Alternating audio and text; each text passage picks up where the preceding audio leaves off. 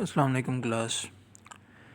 अच्छा तो बच्चे, आज हम पढ़ रहे थे डिफरेंट सीक्वेंस जो कि एमआरआई में यूज़ होते हैं। ये बेसिक सीक्वेंस हैं जो कि हमारी अंडरस्टैंडिंग के लिए बुक के स्टार्ट के चैप्टर्स में दिए गए हैं।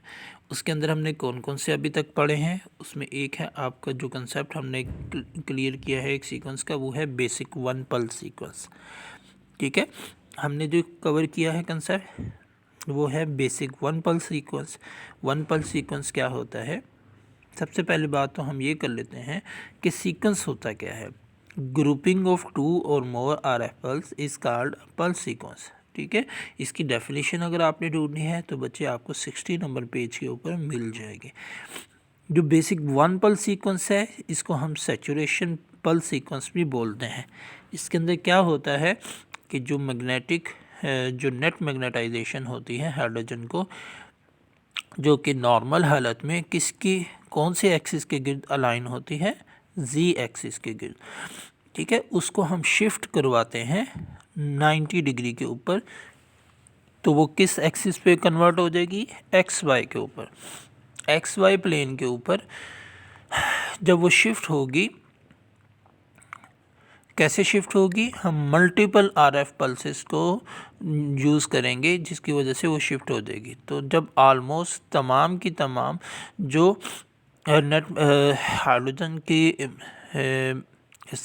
स्पिनिंग है और जो उसके वेक्टर्स हैं कन्वर्ट हो जाएंगे एक्स वाई प्लेन पे, और उससे ज़्यादा हमारे लिए मुमकिन नहीं होगा, तो इसको हम कहते हैं, ऐसी स्टेट को हम कहते हैं कि ये सैचुरेशन स्टेट है।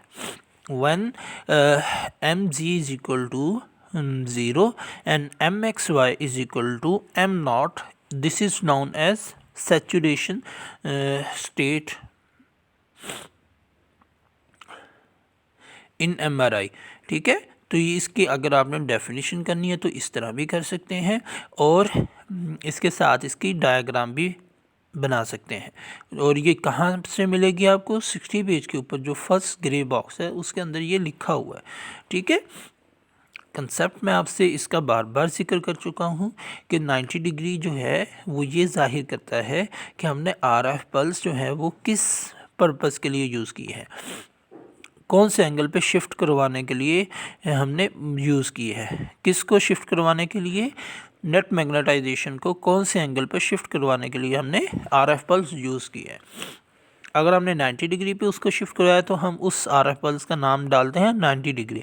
अगर हमने उसको शिफ्ट करवाया है 180 डिग्री पे तो हम उसको बोलते हैं 180 डिग्री आरएफ पल्स।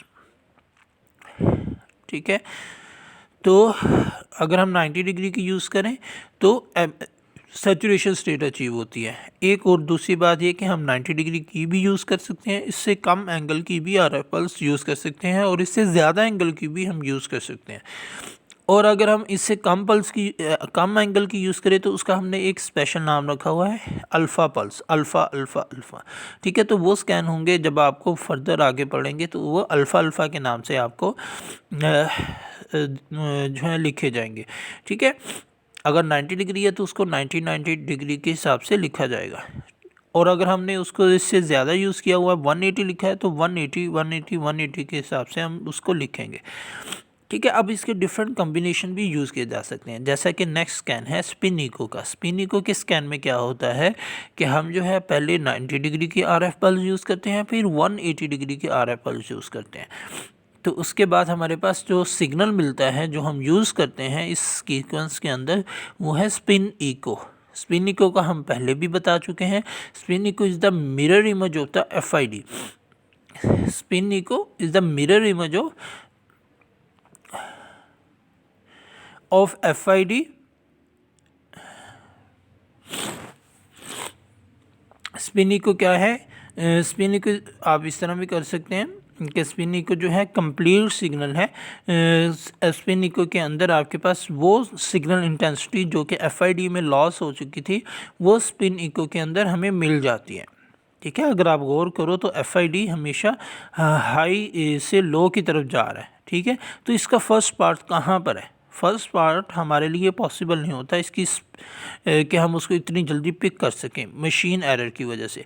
तो हम उसको दोबारा उसकी इको बनाते हैं 180 डिग्री के ज़रिए से। स्पिन इको के अंदर आप सिंगल ये मेथड भी यूज़ कर सकते हैं, एक दफ़ा 90 180 90 180 90 180, ठीक है। लेकिन एक सेकंड मेथड भी होता है कि हम मल्टीपल इकोस को यूज़ करें और उसके बाद एक स्टिमुलेटेड इको मिलती है हमें, जो कि रेजोनेंस की वजह से बनती है। मल्टीपल स्टिमुलेटेड इको को अगर यूज़ करके हमने कोई प्रोटोकॉल बनाया तो उसका नाम हम डालते हैं MESC, multi echo spin echo, ठीक है। ये जस्ट आपको इंट्रोड्यूस करवा रहा है इस चैप्टर के अंदर। मैं आपको एक और बात भी बताई थी कि ये जो न्यू बुक है इसके अंदर थोड़ा सा चैप्टर डिफरेंट है, जो पुरानी वाली बुक है उसमें चैप्टर डिफरेंट है, ठीक है। तो मैं आपको वहाँ से भी करवाऊँगा और यहाँ से भी इंशाल्लाह। उसके बाद छोटी छोटी कुछ डेफिनेशंस हैं। टाइम टू इको क्या होता है, time to TR time of repetition क्या होता है। ये डेफिनेशंस हम पहले भी कर चुके हैं, आपको इस चैप्टर में भी इजीली मिल जाएंगी 61 पेज के ऊपर और 62 पेज के ऊपर। अच्छा, उसके बाद नेक्स्ट सिग्नल है बच्चे आपके पास इन्वर्जन रिकवरी का। इन्वर्जन रिकवरी क्या होती है? इन्वर्जन रिकवरी में हम 180 डिग्री की जो RF पल्स होती है उसको पहले यूज़ करते हैं और 90 डिग्री की RF पल्स को बाद में यूज़ करते हैं, और उसके बाद फिर दोबारा 180 डिग्री की RF पल्स को यूज़ करते हैं, ठीक है। अब इसके अंदर 3 कम्बिनेशन हो गए। स्पिन इको के अंदर 2 कम्बिनेशन थे और इन्वर्जन रिकवरी के अंदर आपके पास 3 जो है जो कम्बिनेशन बन रहे हैं, ठीक है।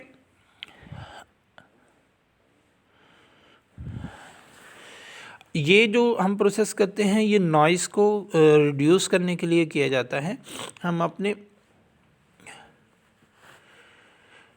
स्पेशल पर्पस के लिए इसको यूज़ करते हैं। अगर हमने किसी स्पेसिफिक टिश्यू को लेना है तो उसके लिए ये हम यूज़ करते हैं। इन्वर्जन रिकवरी के अंदर 180 डिग्री की RF पल्स एक्स्ट्रा लगती है और बाकी जितना भी प्रोटोकॉल है वो सारा सेम होता है स्पिन इको वाला। दोबारा बता देता हूँ कि हम पहले सारी शिफ्ट करवा देते हैं नेगेटिव C के ऊपर और फिर हम उसके ऊपर स्पिन इको वाला सीक्वेंस लगाते हैं। तो इसको हमने नया नाम दे दिया इन्वर्जन रिकवरी सीक्वेंस। ये जितने भी हैं ये सीक्वेंस हैं, ठीक है। उसके बाद है स्टिमुलेटेड इको। स्टिमुलेटेड इको की पहले भी हम बात कर चुके हैं कि स्टिमुलेटेड इको जो है वो मल्टीपल स्पिन इकोस को यूज़ करके बनाई जाती है, STE।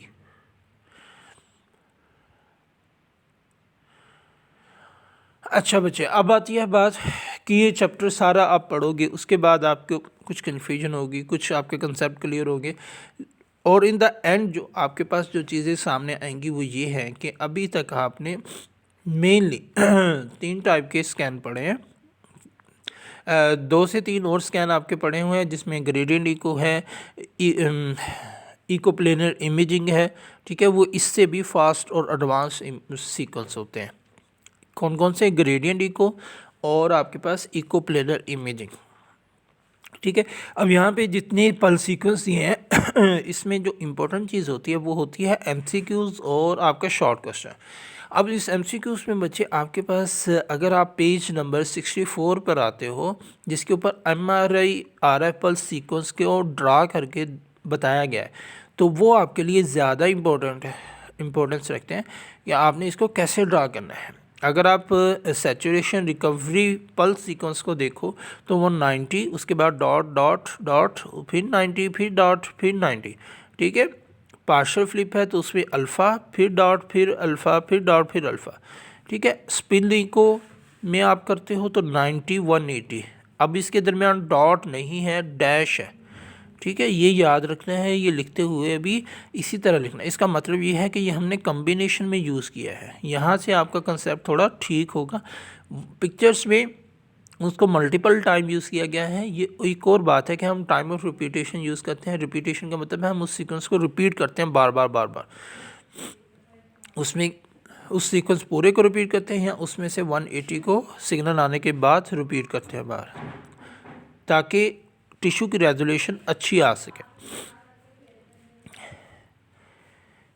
मैं अगेन बच्चे बता रहा हूँ आपको, ये चीज़ें आपको तंग करेंगी, लेकिन अगर आप जो है इसको सुनोगे समझोगे तो ही आपको समझ आएगी। अगर आप कहते हो कि हम कोई नहीं, सर के लेक्चर इकट्ठे कर लेते हैं, उसके बाद जो है इकट्ठे किसी दिन बैठ के हम सुन लेंगे या समझ लेंगे, तो मैं आपको बता रहा हूँ आपको कुछ समझ नहीं आनी। साथ साथ आप समझो, साथ साथ सुनो, और अगर कोई क्वेश्चन है तो पूछो, ठीक है। ये 5 से 6 चैप्टर हो चुके हैं, 4 से 5वां चैप्टर है ये आपके पास। इसमें से बेसिक कंसेप्ट अभी तक हमने कवर किए हैं। आगे आपके पास जो है T1 T2 का थोड़ा सा आएगा और थोड़ा मशीन का आएगा। यही हमने इस सेमेस्टर में पढ़ना है। मैं किसी दिन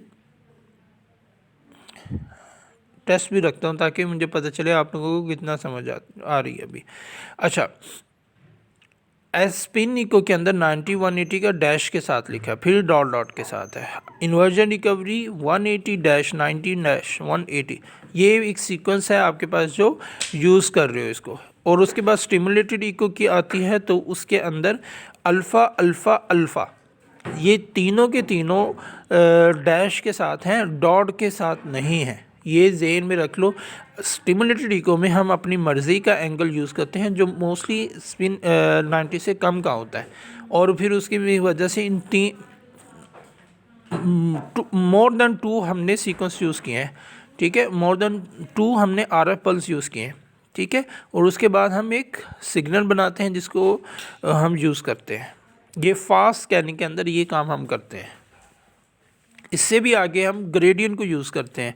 हम कॉइल से सिग्नल लेते ही नहीं है, हम एक सिग्नल FID उठाते हैं, उस ग्रेडियंट को यूज़ करके हम उसी का सिग्नल यूज़ कर लेते हैं, ठीक है बच्चे। ये मुश्किल चीज़ें यार, लेकिन ये इंपॉर्टेंट भी है। अगर आप याद करते हो या देखते हो, इसको थोड़ा सा पढ़ लो, आपको ये बहुत ज़्यादा डिफ़िकल्ट नहीं लगेगी। लेकिन अगर आप नहीं पढ़ोगे, सिर्फ सुपरफिशियली जो है ऊपर से गुजार के निकल जाओगे, तो फिर आपको कुछ समझ नहीं आनी।